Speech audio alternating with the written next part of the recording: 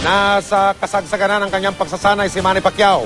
Kabilang sa mga pinagtutuunan ngayon ng pansin ng kanyang coach na si Freddie Roach ay ang pangkontra sa mga posibleng tinatawag na dirty tactics o maruming laro ng mga kalaban niya si Timothy Bradley Jr. Nakatutok si Mark Zambrano live hanggang sa mga sandali ito mula sa lungsod ng Baguio. Mark?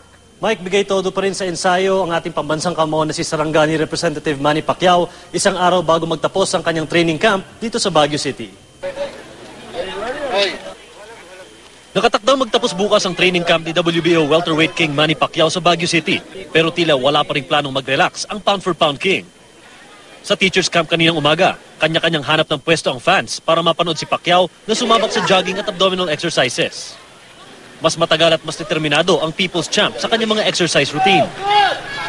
Sa loob naman ng gym, muling hinasa ni Coach Freddie Roach ang footwork ng alaga. Pati ang mga pangontra sa posibleng dirty tactics tulad ng headbutt at paggamit ng siko, isinama ni Roach sa binuong strategiya. Ayon kay Roach, malayo pa sa fight condition ang kanyang alaga.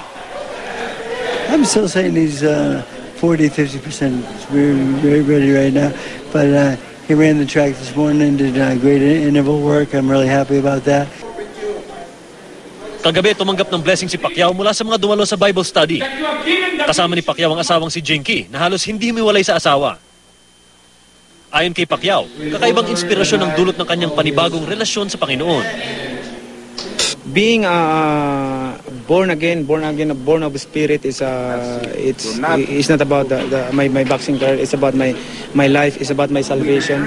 I want to have eternal life, and this boxing is just, this is my job.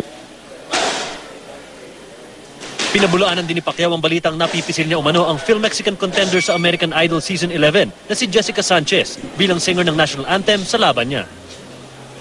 Kirby is Filipina. Mike, bukas na ang uling araw ng training ng ating pambansang kamao dito sa Baguio City. Pero bago tumulak pa Maynila ang buong team Pacquiao, sasabak muna sa sparring session ng ating pambansang kamao. Katapat ang dalawang Russian spar mates niya na pumunta dito sa Baguio City. Mike? Maraming salamat, Mark Zambrano.